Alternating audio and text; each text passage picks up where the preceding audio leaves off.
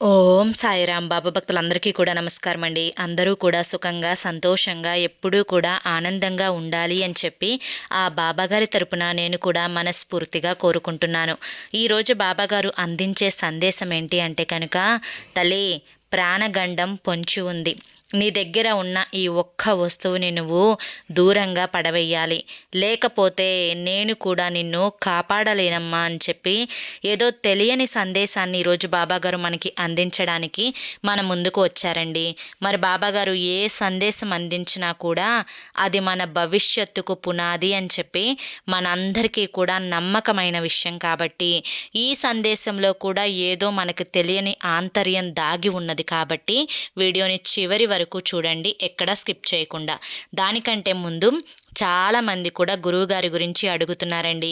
అక్క, ఎన్నో రకాల సమస్యలతో మేము సతమతమైపోతున్నాము, మీకు తెలిసిన గురువుగారు ఎవరైనా ఉంటే చెప్పండి అక్క అని చెప్పి అడుగుతున్నారు. నేను పదే పదే ఈ గురువుగారి గురించే ఎందుకు చెప్తున్నాను అంటే కనుక, నా జీవితంలో నేను ఒక కష్ట సమయంలో ఉండి ఈ కష్టం నుంచి నేను ఒడ్డెక్కలేనేమో అని టెన్షన్ పడుతున్న సమయంలో ఈ గురువుగారిని కాంటాక్ట్ అయ్యాను. గురువుగారు చేసిన పూజల వల్ల ఆ కష్టం నుంచి నేను బయటపడి ఈ రోజున ఆనందంగా జీవితంలో ముందడుగు వేస్తున్నాను. అలాగే మీ జీవితాలలో ఎటువంటి కష్టాలు సమస్యలు ఉన్నా కానీ శ్రీ షిరిడీ సాయిబాబా ఆశీస్సులతో జ్యోతిష్యం చెప్పబడును. గురూజీ శివరామరాజు గారు. Phone number 9959422552. మీరు ఇప్పటి వరకు ఎన్నో చోట్ల జ్యోతిష్యం చెప్పించుకొని మీరు ఆశించిన మార్పులు జరగలేదని చెప్పి బాధపడి ఉంటారు. కానీ ఇక్కడ మీకు ఆ బాధ ఉండదండి. మీ సమస్యలు ఏవైతే ఉన్నాయో, ప్రేమ, పెళ్లి, ఉద్యోగం, రాజకీయం, సంతానం లేక ఇబ్బంది పడుతున్నా, భార్యాభర్తల మధ్య గొడవలున్నా, అప్పుల సమస్యలున్నా, శత్రువుల సమస్యలున్నా, అవేంటో మీరు గురువుగారికి వివరించి చెప్పినట్లయితే వాటికి తగిన పూజలు చేసి మీకు రోజులలోనే గురువుగారు పరిష్కారాన్ని చూపిస్తారు. గురువుగారు చెప్పింది చెప్పినట్లుగా 100కు 1000% జరుగుతుంది. నమ్మకంతో కాంటాక్ట్ అవ్వండి. ఇక ఆలస్యం చేయకుండా బాబాగారి యొక్క సందేశం ఏంటో మనం తెలుసుకుందాం. బిడ్డ, ప్రాణగండం పొంచి ఉంది అని చెప్పి నేను ఎందుకు చెప్పానో, నీ దగ్గర ఉన్న ఈ వస్తువుని దూరంగా పడవేయి అని చెప్పి ఎందుకు చెప్పానో నువ్వు పూర్తిగా వింటేనే ఈ మాటల్లో ఉండే ఆంతర్యం ఏందో మీకు అర్థమవుతుంది. తల్లి, కష్టాలు పడి పడి జీవితం అంతా కూడా విసుగేసిపోతుంది బాబా.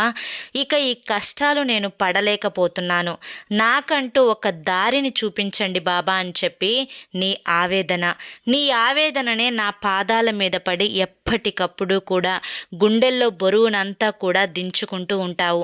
అయితే నీకు తెలియని రహస్యం చెప్తాను, జాగ్రత్తగా విను. బిడ్డ, బ్రహ్మ రాతను అంటే బ్రహ్మ నీకు పుట్టినప్పుడు రాసిన రాతను ఎవ్వరూ కూడా మార్చలేరు. నీకు తెలిసే ఉంటుంది, తన కూతురికి సైతం బ్రహ్మ తన తలరాతని మార్చలేకపోయారు అని చెప్పి. అయితే బ్రహ్మ రాసిన రాతను సైతం మార్చే శక్తి ఒక్క కర్మఫలానికి ఉంటుంది అని చెప్పి నీకు తెలుసా తల్లి?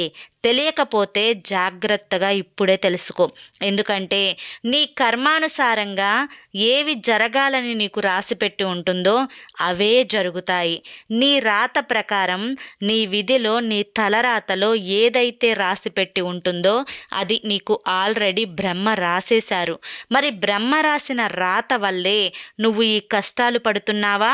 నీ కర్మానుసారంగా నువ్వు చేసుకున్న పుణ్య పాపాల కర్మ ఫలితాన్ని ఇప్పుడు అనుభవిస్తున్నావా అన్న విషయానికి వస్తే, నేను నీకు ఇక్కడ ఒక చిన్న క్లియరెన్స్ ఇస్తాను, జాగ్రత్తగా తెలుసుకో. బ్రహ్మ రాసిన రాతను మార్చలేము అన్నమాట వాస్తవం. కానీ ఇప్పుడు నువ్వు పడుతున్న కష్టాలకి బ్రహ్మ రాసిన రాతకు ఎటువంటి సంబంధం లేదు.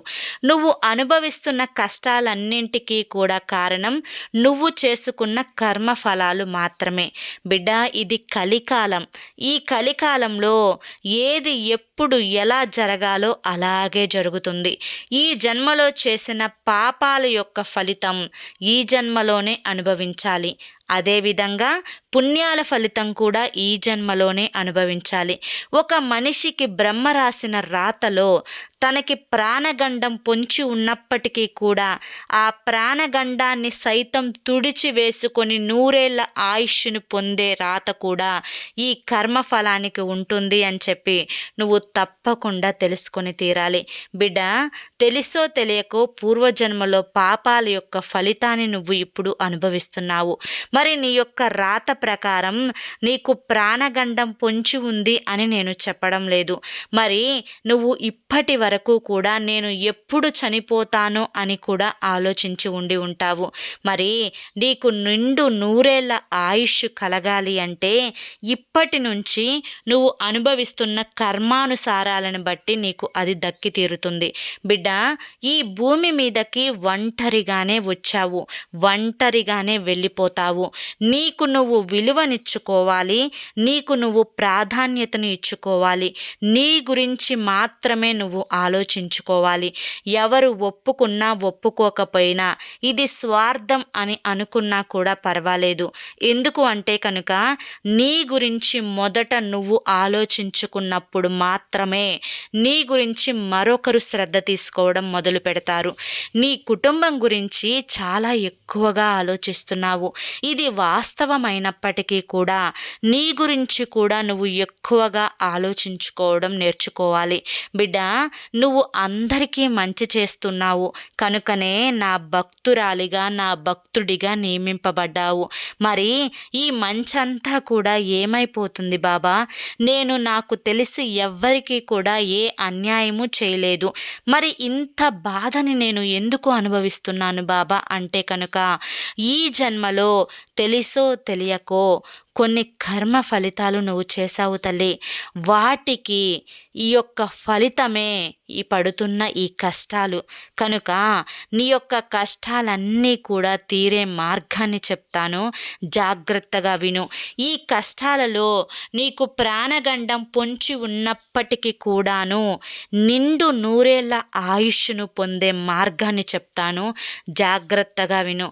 ఈ రోజు నుంచి ఎవరికైనా కానీ నీ వల్ల ఏ కష్టము కలగకూడదు. నీ వల్ల లేదా నీ మాటల రూపంలో ఏ బాధ నువ్వు వారికి కలిగించకూడదు. బిడ్డ, చెంప దెబ్బ మర్చిపోతారేమో కానీ మాట దెబ్బ మాత్రం మనిషి ఎన్నడూ మర్చిపోడు. అది గుండెల్లో పెట్టుకొని నిన్ను ఎలా నాశనం చెయ్యాలా అని చెప్పి ఆలోచిస్తూ ఉంటారు. కనుక వీలైనంత వరకు నీ యొక్క మాట శైలిని మార్చుకునే ప్రయత్నం చేయి. అప్పుడే ఎదుటి వారికి నీ మీద ఒక మంచి అభిప్రాయం ఏర్పడుతుంది. ఎప్పుడూ కూడా ఎదుటి వారి మీద స్వార్థాన్ని చూపించకు.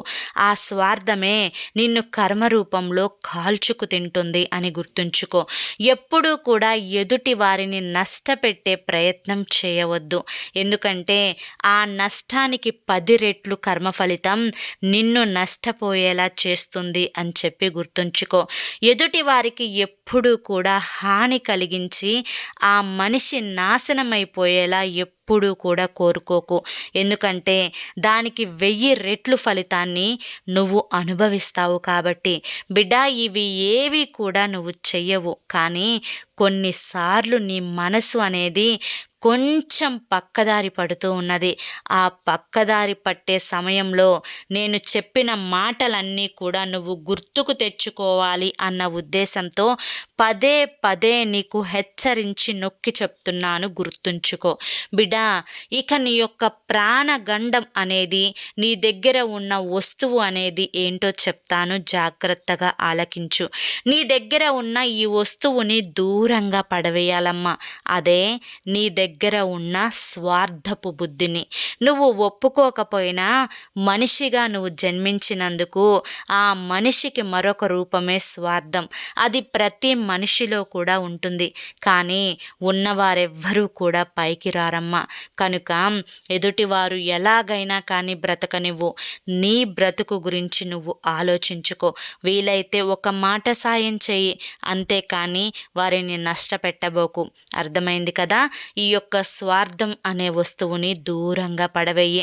బిడ్డ, నువ్వు ఒకరోజు నీ దీర్ఘాయుష్ కోసం ఏం చేస్తావు అంటే కొంచెం ఉలవలను తీసుకొని వాటిని ఒక రాత్రి ముందు నీళ్ళల్లో నానబెట్టి ఏదైనా ఒక శనివారం రోజు బెల్లంతో కలిపి గోమాతకు తినిపించే ప్రయత్నం చేయి.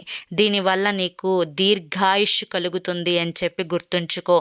అది నువ్వు నైవేద్యంగా గోమాతకు సమర్పించే ముందు నువ్వు ఆ గోమాతని పూజించాలి. గోమాత చుట్టూ 3 ప్రదక్షిణలు చేయాలి. అలా చేసిన తరువాత గోమాతకు ఇది నువ్వు నైవేద్యంగా సమర్పించుకోవాలి. ఇలా చేసిన దగ్గర నుంచి నీకు ఆయుష్ అనేది పెరుగుతుంది అని చెప్పి గుర్తుంచుకో అని చెప్పి ఈరోజు బాబాగారు మనకి చాలా చక్కటి సందేశాన్ని అందించారండి. ఈ సందేశాన్ని మనం మనసు పెట్టి ఆలకిస్తే ఇది మనకి పూర్తిగా అర్థమవుతుంది. ఈ అర్థం ఏంటో మీ అందరికీ కూడా గ్రహించగలుగుతారు. ఎందుకు బాబాగారు ఇలా చెప్పారా అని చెప్పి ఈ ఆంతర్యాన్ని మీరు గ్రహించగలుగుతారు. మరి నచ్చింది అనిపిస్తే ఈ వీడియో ఒక చిన్న లైక్ ఇవ్వండి. మరికొన్ని బాబాగారి యొక్క వీడియోల కోసం మన సాయి పిలుపు ఛానల్ని సబ్స్క్రైబ్ చేసుకొని సపోర్ట్ చేయండి.